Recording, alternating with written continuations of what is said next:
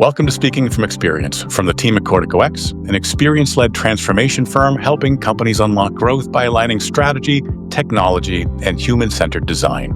I'm Len Devana. In this series, I sit down with leaders who don't just talk about experiences, they've built them, they've led them, and they've learned from them. These are the real stories behind great experiences.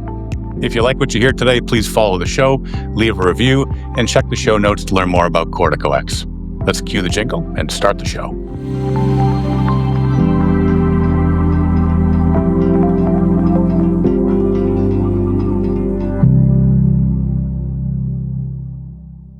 Today's guest has spent nearly 3 decades leading digital transformation at some of the world's most complex and innovative organizations.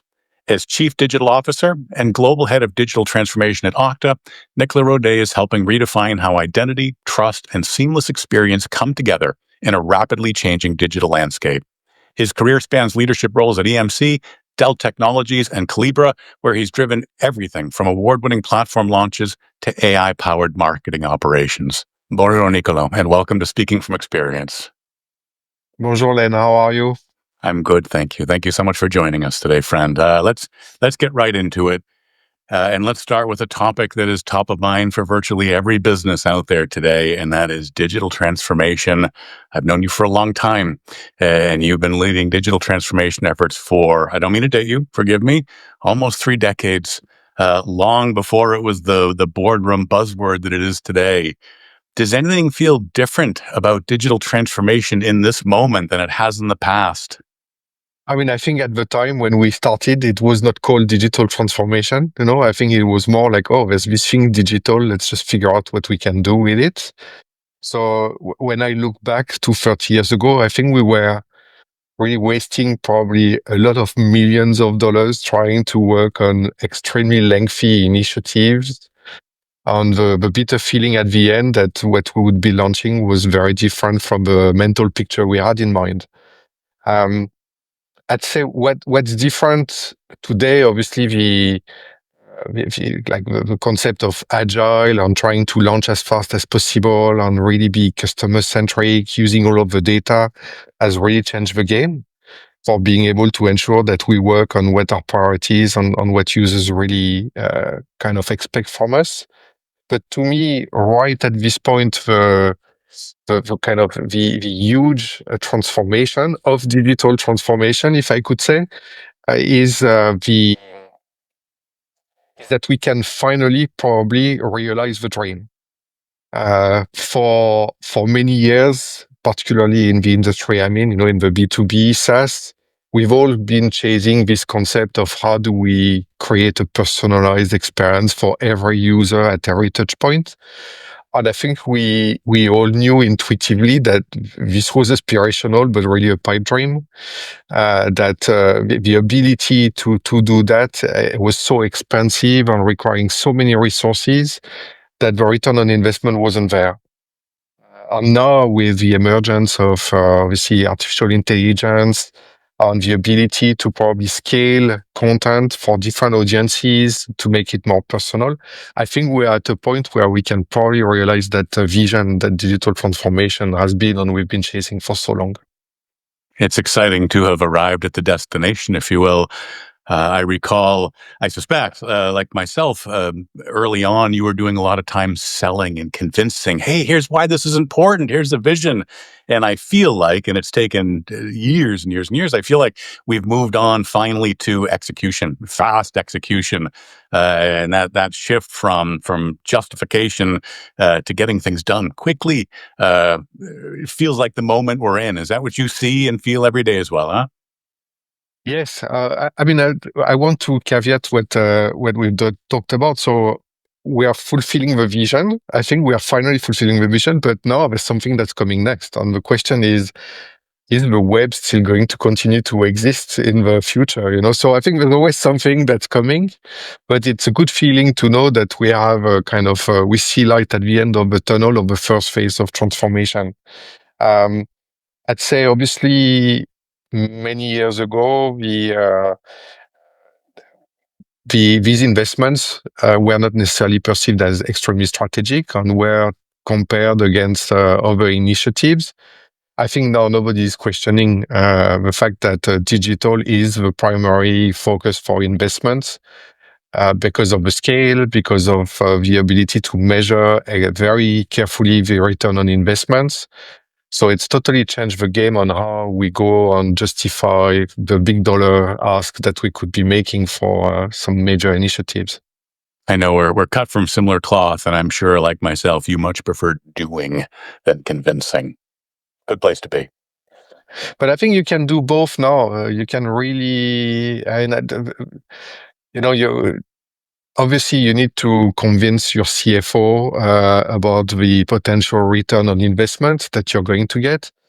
But, and I should probably not say that, but frankly, in all my career, I can't even recall a moment where I've been asked to showcase that the forecast I was making about the lift of a particular project, what was the outcome that we got. Um, I think there's probably very few companies that are doing this close the loop.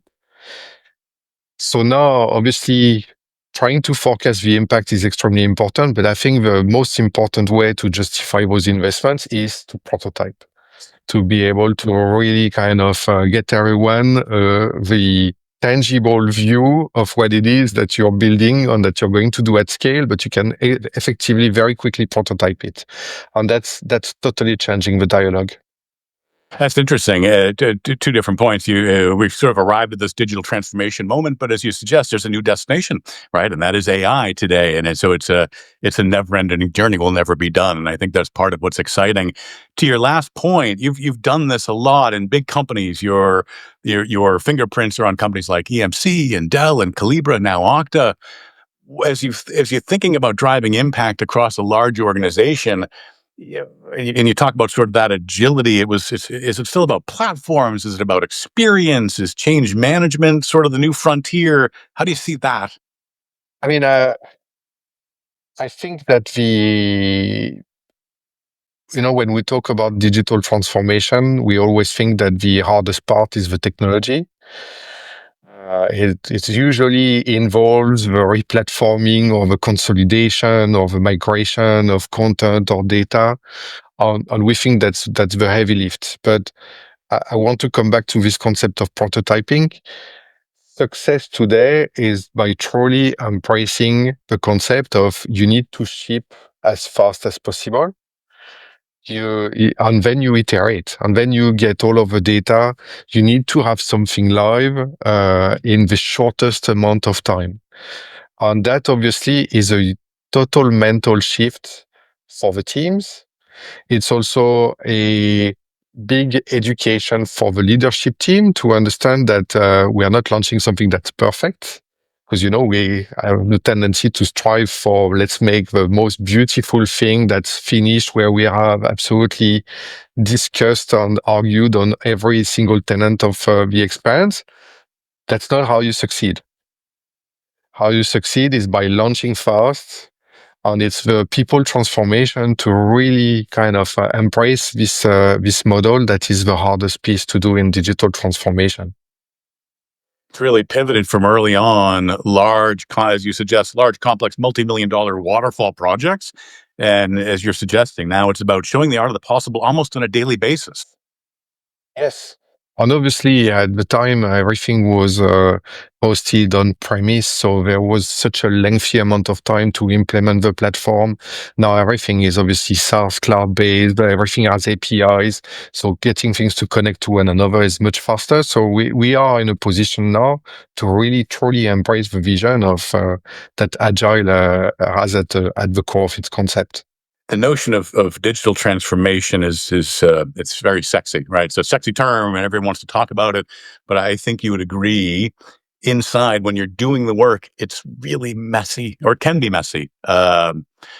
What do you think people underestimate most about doing this work? What does it really take to get it done, especially in a business like Anka that's constantly pivoting? So early this year, I presented to our marketing kickoff kind of our vision for the year. And I had a slide on my team. If they listen to the podcast, they're going to be fed up with me. But I had a slide on really when I was frustrated is nobody ever quotes me. So I just created my own quotes and I put it on a slide. And the quote is that when you talk about digital transformation, the destination is trade. As I called it out, it's all about trying to create personalized experience, but the road is twisty. And I think that's the most difficult part of it is companies constantly pivot.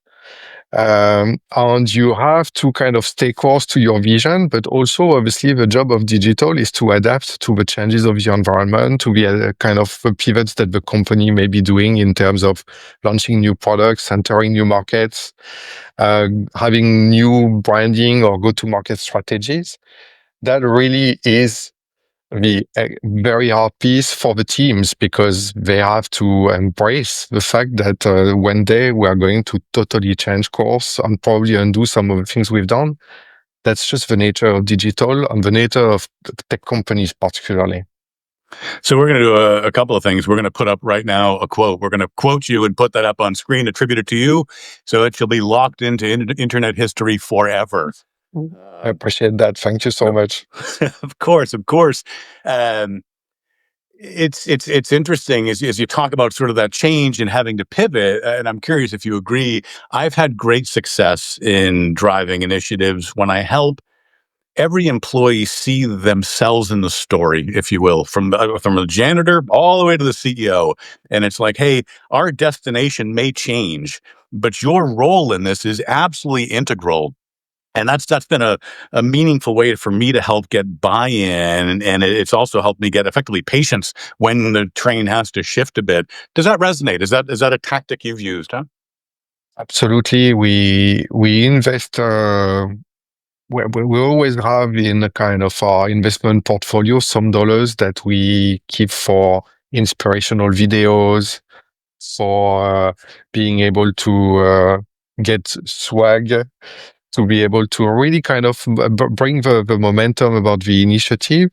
And certainly, as I mentioned earlier, like the concept of prototyping allows you to get everyone to experience it before maybe it's a finished product and kind of relate to it and understand how it relates to them particularly. Yeah. Let's pivot a bit, Nico, to identity. Okta's doing amazing things. Myself included, I suspect all of us somehow interact with Okta on a daily basis, whether we know it or not. But identity is just so very important to personalization, to exceptional experiences. But it's changing, right? Identity is changing. It's not just a Len or a Nicola anymore. It's bots. It's non-human actors. It's AI agents. It's machines operating on behalf of a person. I know you have a deep, deep passion for experience.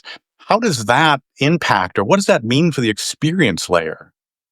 I mean, that's a very difficult question. In my mind, I think we are about to enter the matrix. Um, I mean, it's one of my favorite movies of all time. When that totally kind of changed my visions of movies and a scenario that I don't even understand how someone could come up with this. But that's what it is. It's agents that are going wrong. Some of them are not. You never know whether an agent is an agent or is a human. Or so. I think we are very much getting into this world.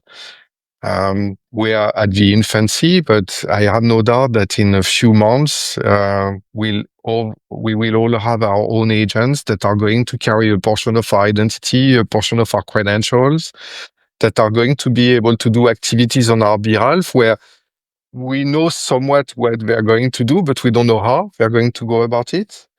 They're going to interact with humans. They're going to interact with other agents. So the concept of identity here is being stretched. Yeah, we've thought about identity as you and all of the kind of data that's associated with you, but now you can extract a portion of that and distribute it to an agent. So obviously, it's absolutely top of mind for Okta. we had a big announcement a few weeks ago around that topic, around the topic of non-human identity. The agent is just a portion of that, but obviously there's machines to machines, kind of exchanging data with one another. And certainly on the digital experience, it's going to also be a big revolution. Um, it means that the concept of identity is even more important because we need to ensure that when we are interacting with someone, we're interacting with a human or we're interacting with an agent, we need to kind of verify that. And then obviously it opens up yet another opportunity for bad actors to be able to invade our identity, steal our profiles, or do whatever they feel, whatever they're doing. So we obviously are watching everything. We're also looking at the impact that it has around search. We're seeing a big disruption on SEO, and we're seeing it right now on our numbers. So yes, it's top of mind. I don't have a full view of where this is going to end, but obviously we have to be trying everything and be ready to pivot at every moment. The top of funnel point is super interesting. It's a passion area for me, and you and I may have talked about this in the past, but I find myself talking to AI agents far more than I ever would have imagined, and I rarely use the keyboard anymore. And as an example, hey, I'm trying to buy a new electric vehicle. Which brand should I be considering? And that's completely changing that top of the funnel, right? We're in the back in the day. Yesterday, I would go to Google and search top EV brands. I'm now asking an AI agent, and it is presumably crawling various websites, not looking for sexy pictures or big titles, things that you and I have focused on forever. It's looking for hard data that informs an LLM. Um, it's just so interesting. How are you thinking about that?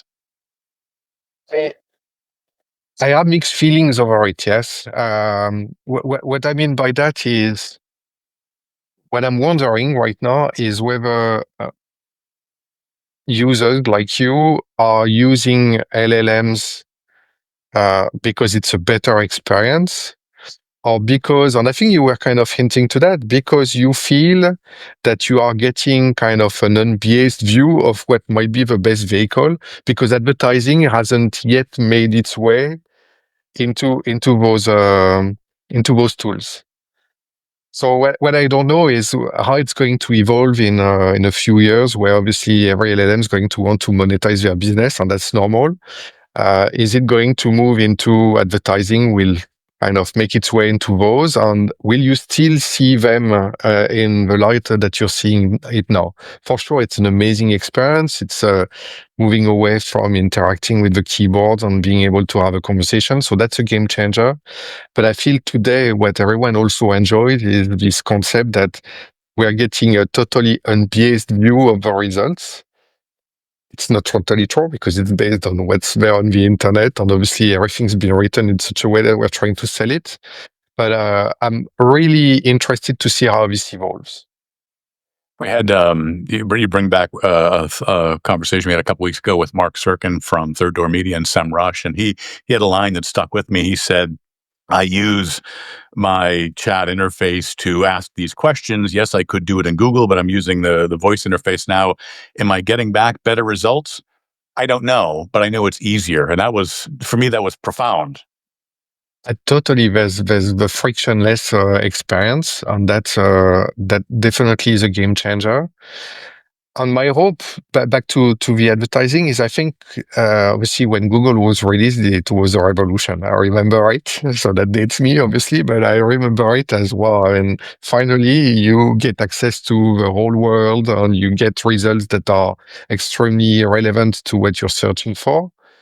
Um, I think at the time, obviously, Google had to monetize it, and the internet, like the concept was, it was free. Nobody wanted to pay for anything for the internet. It was supposed to be free access to the knowledge of the world, and nobody wanted to invest any dollars into it.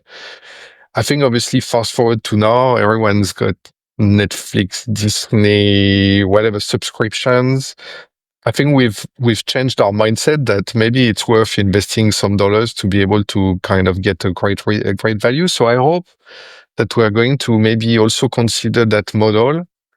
I'd certainly be, and I am already investing into some LLMs, and I hope it continues as such because it's great to get an experience that's uninterrupted, frictionless, and that's just focused on getting you the best results, regardless of which brand is being recommended. I'm old enough to remember when you could put in a search term and get back clean results. And I dread that. I think it's inevitable to your point because we tend to monetize. We have a insatiable need to monetize everything. But I'm thoroughly enjoying this moment where my AI experience feels clean, if you will. Yeah. But I have another quote that you can't really add, but I think marketing team have a natural talent to fuck up the channels that they have. We did it with emails, we created spam, we're doing it with advertising. So we have a tendency to overuse our channels. Yeah. Yeah, I remember when social was a nice place to be too. Anyways, I digress. Exactly. I've heard you say before, I think I may have read it in an article you did or an interview perhaps, that great security should actually improve user experience, not get in the way. That's a profound thought, and it flips a lot of legacy thinking on its head. How does that mindset shift the way that Okta approaches product and strategy, or how you think about experience design? I mean, I'd say that's one, if not the reason why I joined Okta. I had the opportunity to experience Okta in a company that you know very well, actually, at Lucid Motors.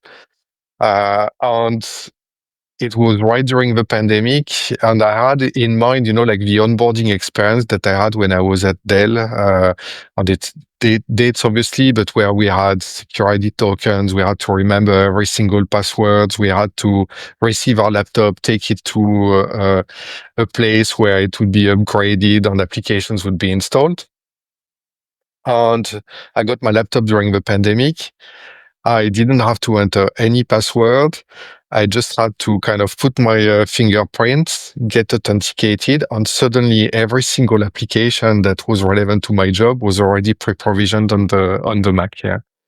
So I was blown away by this experience. So when the Okta team reached out for an opportunity, I mean, I jumped on it because I think we have an awesome product, and that really is one of the tenants of Okta. I mean, our mission is we want to empower everyone to safely use any technology. And but one of the kind of guiding principles that we have is we don't sacrifice security and experience. We try to see every layer of security that we had, how can it benefit the end user and how can it make it easier for them to access the applications that they want.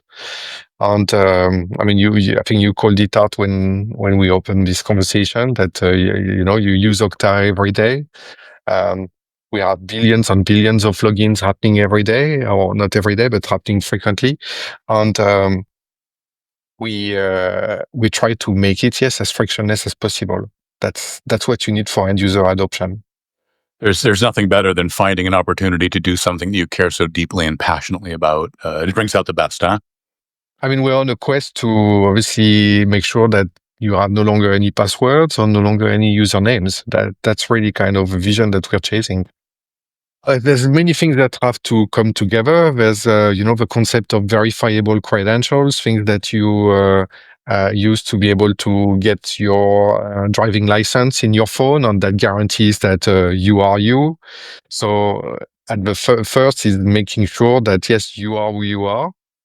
Um, and once we have that trust, it gives us the opportunity to ensure that when you log in, you can safely exchange information.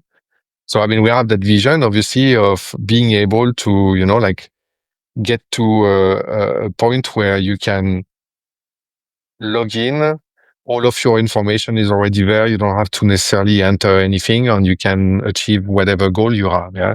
But we do that in a way that's as secure as possible. So it's removing every single friction that you can have in your login experience. There's a lot to unpack in there, and one of the takeaways that I have is it is going to be as important for us to create our .com experiences, if that how they continue to manifest for a human visitor, as it is for a digital or a robotic visitor, if you will. Huh?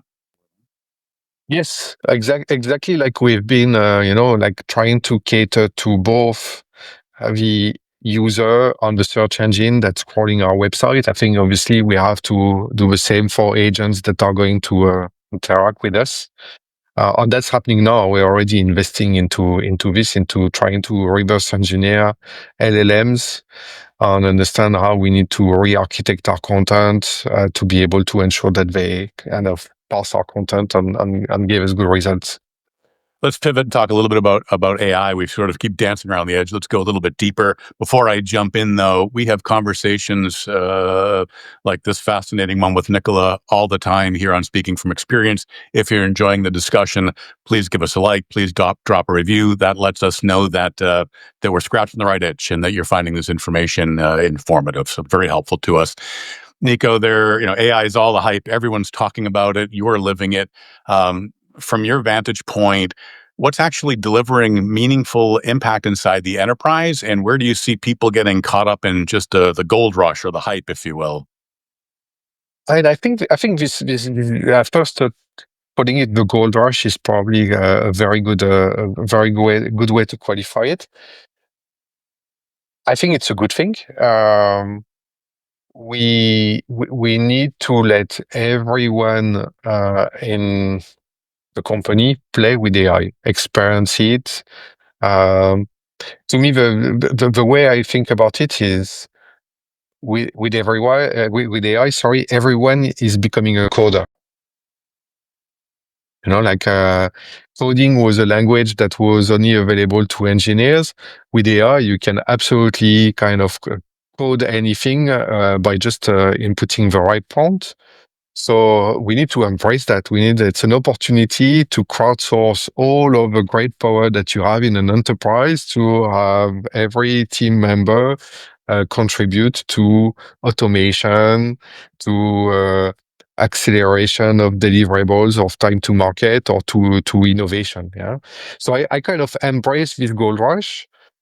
Um, and I think we are certainly doing that at Okta. We are trying to really ensure that everyone has an opportunity to embrace that, and we are celebrating it. Now, obviously, all of this is prototypes. Now, if we talk about what gets into production, obviously we see that agents are starting to get into kind of production, and I think there's a lot of potential here. Whether it's to get a better search experience on your website, to try to get chatbots that finally become intelligent. Because I'm extremely frustrated with chatbots about like, hey, what are you here to do today? You should know. You have enough data about me, so you should really know that. So I think that's certainly an area where AI is ready to be productized. And we're certainly working on this. The world of customer support is a huge opportunity, and there's already some products that are very mature on this. And then, I mean, we're talking about when we talk about AI, there's many things that are just not new.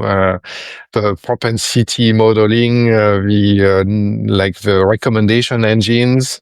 I mean, all of those are also things that like marketing teams particularly have invested into a long time, and where leveraging the products are a lot more mature today. I'm going to play off your comment around vibe coding for a second. I'll date myself. I'll embarrass myself. That's okay. My program experience dates back to front page 97. That is the last time I touched code. So I have no business. I did a bit of I think logo. Was it the one where with the turtle that you could move? Okay. Now you're dating yourself too. I'm dating myself. Yes. Having said that, which is amazing to me, is in the past 5 months, I've developed an enterprise class app using a little bit of Replit, a little bit of Lovable. I've learned about vectoring, chunking, RAG models for $500. It is simply staggering. I think I forgot who wrote this article about when are we going to see the first kind of $1 billion revenue company with just one person. It's me. Yes, it's you. Okay, I thought it would be me, but we can. Maybe we make it the two-person $1 billion company. That's really what's coming to us. Yeah, is the ability to have all of those agents that are working for us, carrying a portion of our identity, and becoming sales, marketing, customer support, engineering all together. I'm curious, we talked about the gold rush, and I'm curious if you agree with this point. One of the hype concerns I have is that we assume that AI replaces strategy, and I don't think it does. I think it helps accelerate insights. It gets us smarter. It helps us harness large bits of data to better inform our strategy. But if you don't understand the questions you're trying to solve for, I don't think there's a model out there that can save you. Does that resonate?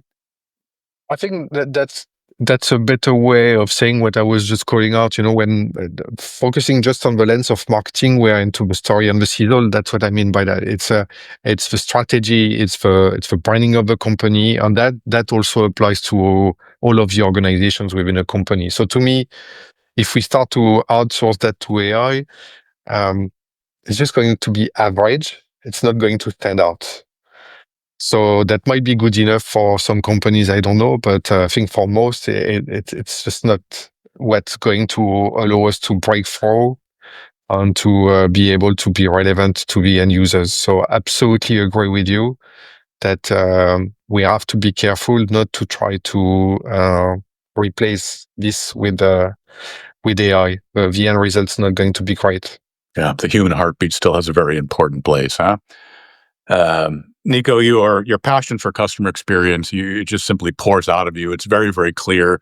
As we think about AI, what are the risks that you're thinking about as AI tools get more deeply embedded into experience design and decision making? But we become kind of complacent on that. We we are okay with the good enough.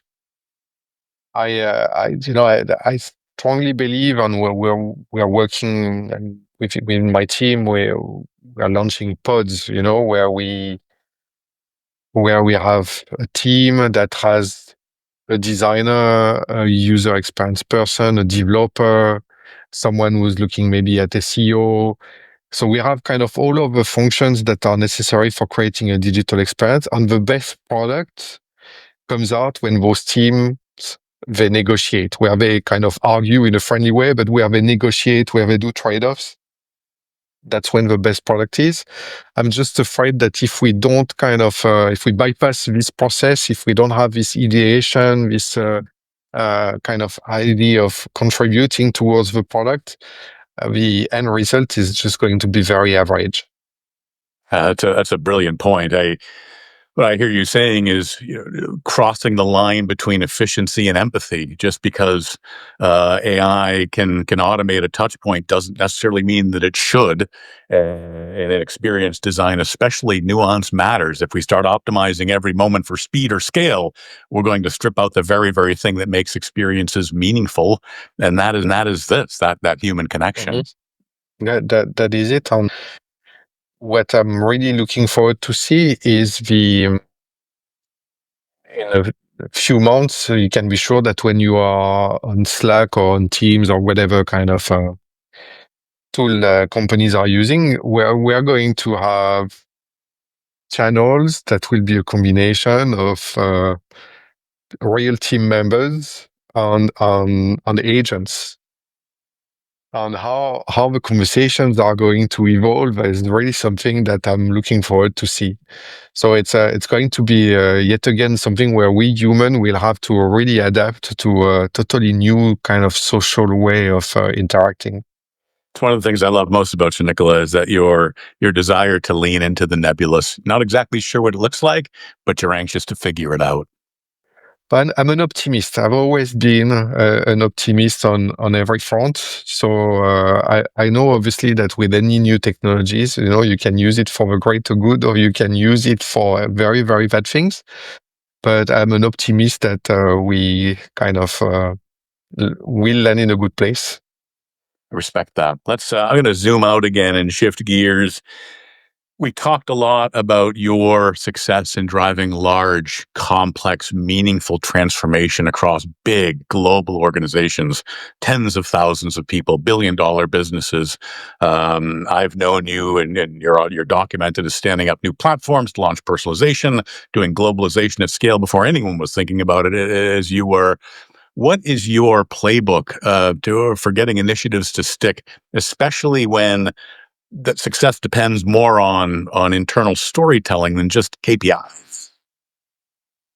I mean, I don't want to praise myself, but I think the thing that has always helped me throughout my career is my passion. I think that when you are truly passionate about something, you talk about it in a way that kind of gets everyone alongside you on that journey. Um, to me, that's the essential kind of element to be successful in digital or in kind of roles that I've been playing is if you're not truly passionate, the audience is not going with you, and you're not going to be receptive to these constant changes and pivot, which can be extremely draining and extremely difficult for some. I love that, and just kind of peeling back some of the layers there. It is less about the technology and more about the narrative, the storytelling. Huh? Absolutely, I think that's what makes a difference. I think we share a similar vibe there, in that I've always found success in helping people around me see themselves in the story. I'm not the guy. I might have a title, but we collectively are that experience. We touched on it earlier. I think I said from the janitor to the CEO. It is about helping everyone understand that they have a unique role in making this happen. And when you create that sense of shared ownership, everyone just starts rowing hard in the same direction alongside you, even if you have to turn the boat, huh? Totally, and you know, my back to my team members, they are fed up with me, but I know for every presentation we do, my question is, what's our story? I really don't care so much about what's in the slides. To me, the best slides are just one image on one word anyway. But it's what's our story? How do we take our audience through a story where they can kind of project themselves into? I feel that's the secret to great presentations, to pitches, to the web experience as well. Is all about how do you craft a story. That's what's fundamental to all of this. Yeah, I think you'd agree, but I'm gonna triple state it. If there's one thing to take away from this conversation, at least from my experience, and I think I speak for Nicola as well, the narrative, the storytelling is absolutely everything. Yes, and that's not something that we can outsource to AI. It can help us kind of refine it, message it, and kind of, but core to it is this is ours. This is ours to own. I've got just a couple more thoughts and questions, friend, before we let you get back to solving the world's challenges around experience and identity. You've seen a lot in your career. You've been through a lot of different technology waves, from early web, social, content, globalization, etc. Was there a moment in your career where you sort of stepped back and had to accept this is the way it is, and it's something that had your leadership mindset shift? And did that change the way you navigate uncertainty, or set your aperture for how you lead teams and organizations?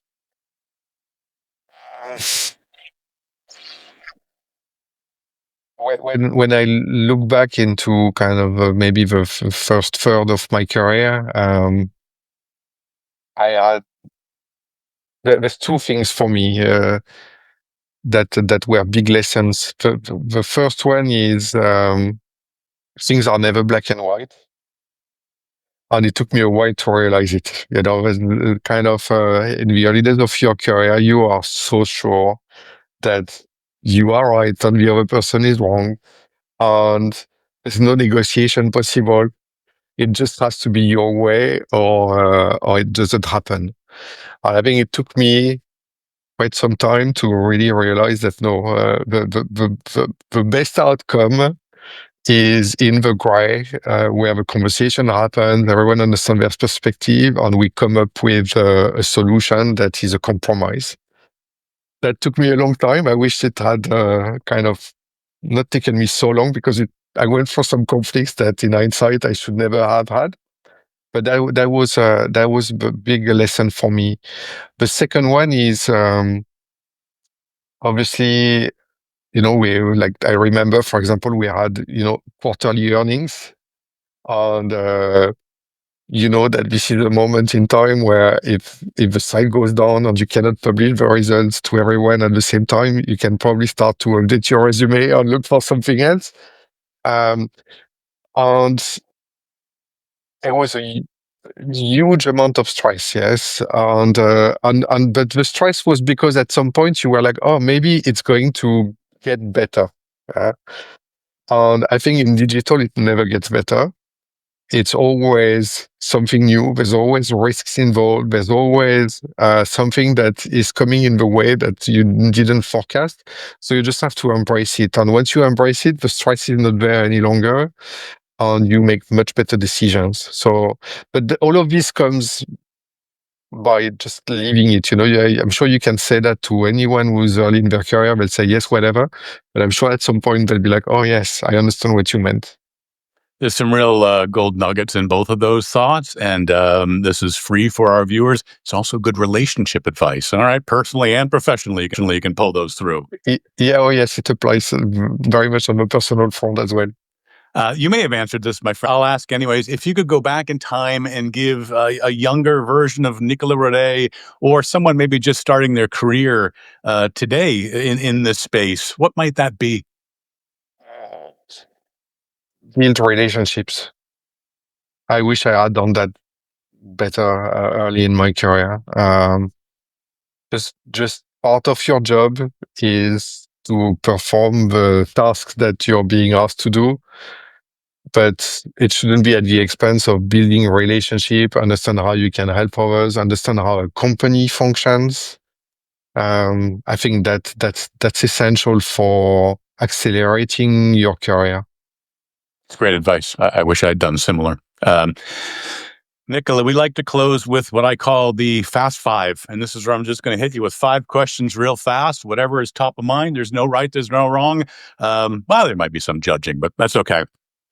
Is there a favorite piece of technology in your bag or on your desk today? I'm a huge tech fan, so there's certainly more than one. There's probably far too many that I have on the latest this and that. But I'd say that my iPad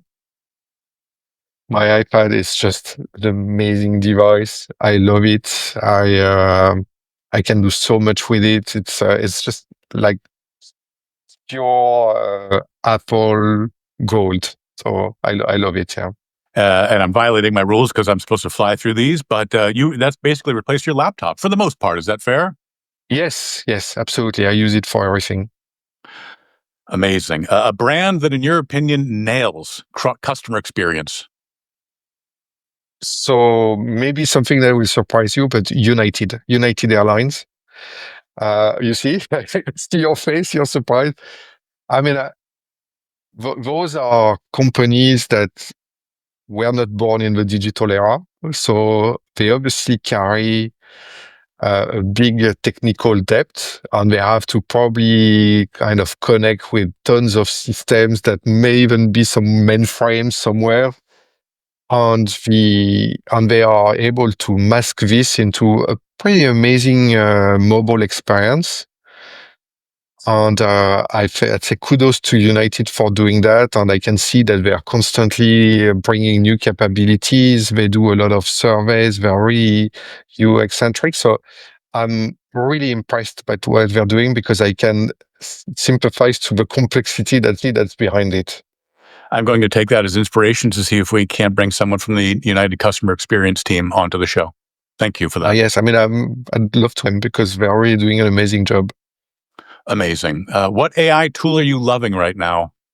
What AI tool am I mean, ChatGPT. ChatGPT, same. I mean, so much innovation every week, new features coming in. Um, I just love to. I mean, I've always, and you know me, I always like the latest beta or alpha or anything.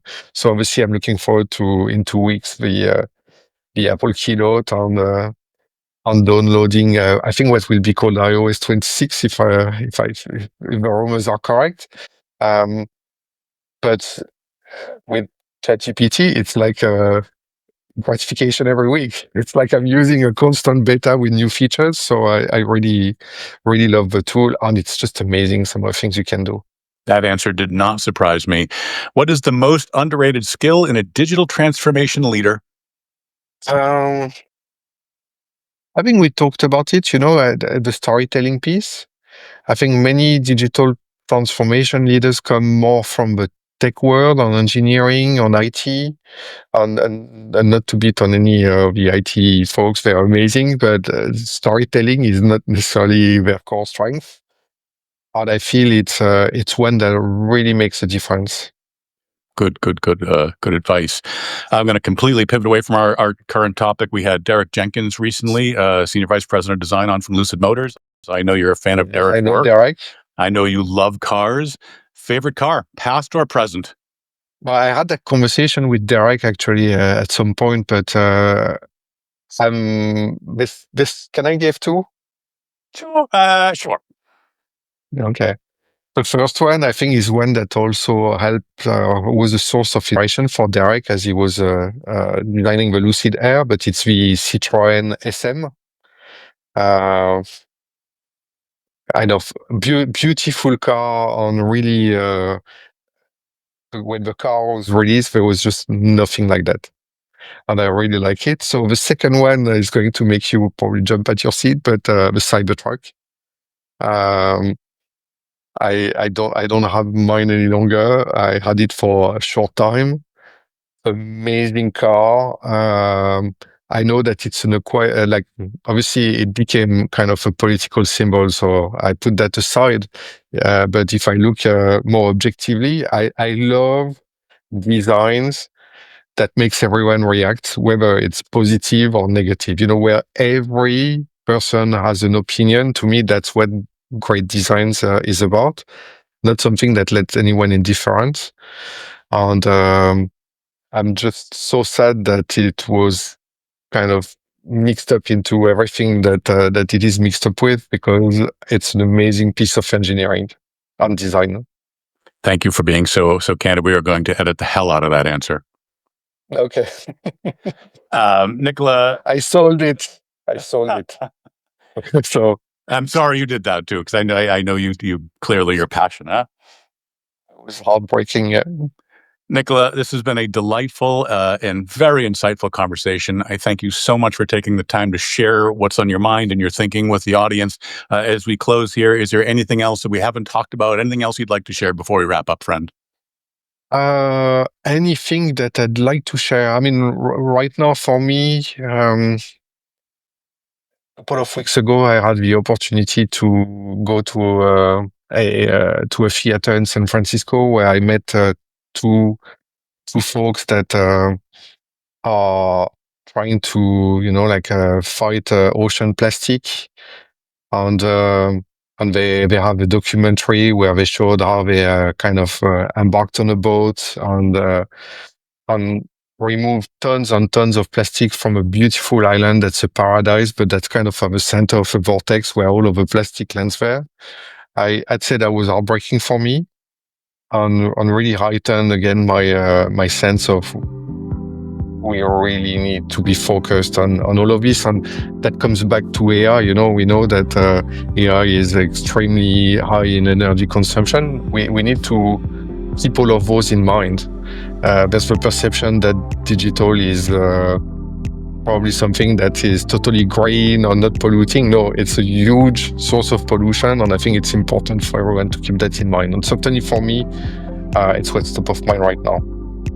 Amazing closing thought. Nicolas Rodet, thank you so much for your time today. Thank you.